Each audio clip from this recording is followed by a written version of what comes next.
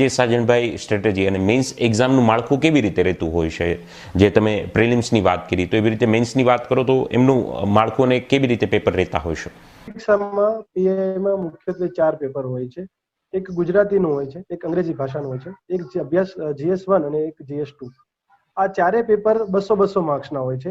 એમ કરીને પીઆઈની મુખ્ય પરીક્ષા ટોટલ 800 માર્ક્સની લેવાય છે. 800 માર્ક્સની પરીક્ષામાં જોવા જઈએ તો 50% વેઇટ લેંગ્વેજ ઉપર છે, 50% વેઇટ છે તે તમારી જનરલ સ્ટડીઝ ઉપર છે.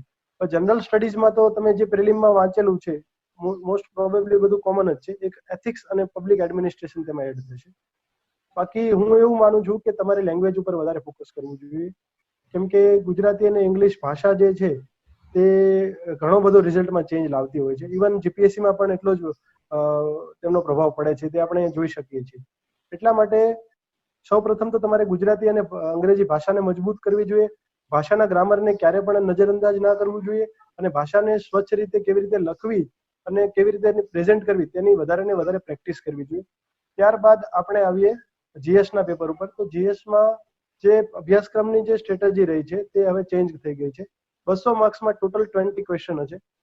20 ક્વેશ્ચન હશે, દરેકનો 10 માર્ક્સ હશે અને દરેક 2 પેજના છે. એટલે આમ જોવા જઈએ તો જે યુપીએસસીની પેટર્નથી સ્પીડમાં બધા લખવાનું વિચારી રહ્યા હોય છે કે લખવાની સ્પીડ હશે તો જ પેપર પૂરા થશે, એવું પીઆઈમાં પણ થઈ ગયું છે. તમારે જીપીએસસીમાં કદાચ પેપર પૂરા થઈ જશે, પણ પીઆઈમાં જનરલી લાસ્ટ ટાઈમ એવું જોવામાં આવ્યું હતું કે વિદ્યાર્થી મિત્રોને પેપર છૂટી ગયા હતા.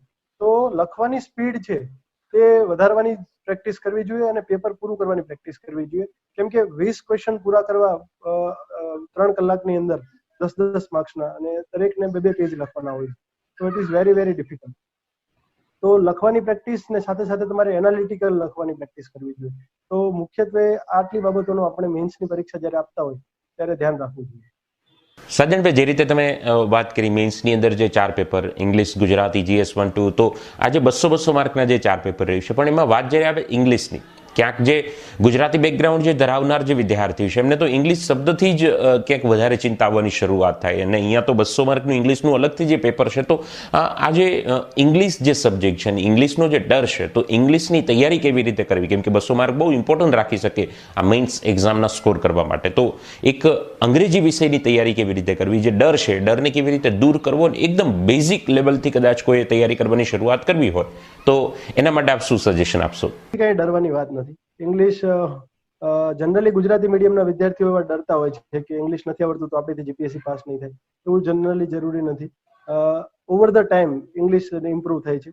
ઇંગ્લિશ કોઈ એવી વસ્તુ નથી કે તમે આજે વાંચવાનું સ્ટાર્ટ કર્યું અઠવાડિયામાં તમને આવડી ગયું. ઇંગ્લિશ જેમ નાનો બાળક છે તે જન્મે છે ત્યારે તેને કોઈ ભાષા નથી આવડતી અને જોતામાં નાનકું બાળક પણ 1-2-1.5 વર્ષમાં તો બધું બોલવા મળે છે. જો એવી જ રીતે આપણે ઇંગ્લિશને જોઈશું, ઇંગ્લિશથી ગભરાયા વગર આપણે સાવ બેઝિકથી ચાલુ કરી અને ઇંગ્લિશ ઉપર ફોકસ કરી અને ઇંગ્લિશમાં ધ્યાન રાખશું તો ચોક્કસ આપણને ઇંગ્લિશ આવડશે. આ માટે સૌપ્રથમ તો ઇંગ્લિશના ગ્રામર ઉપર અને ઇંગ્લિશ શીખવા માટે ઇંગ્લિશ સાંભળવું, ઇંગ્લિશ બોલવું, ઇંગ્લિશ લખવું, આ ત્રણેય વસ્તુ ઉપર ધ્યાન રાખવું જોઈએ. તો સાદું ઇંગ્લિશ સાંભળવું જોઈએ ઇનિશિયલી, ત્યારબાદ સાદું ઇંગ્લિશ બોલવાનો પ્રયત્ન કરવો જોઈએ અને ઇંગ્લિશનું રીડિંગ કરવું જોઈએ. એટલે તમારી આંખો તેને ઇંગ્લિશને જોશે એટલે ઓટોમેટિક તમારા જોડે સંકળાઈ જશે. ત્યારબાદ ઇંગ્લિશના પેપરમાં થોડીક સ્માર્ટનેસ એટલી વાપરવાની છે કે જો ગુજરાતી મીડિયમના વિદ્યાર્થીઓ ડરતા હોય તો ફોર્મેટ બનાવી લેવાનું છે.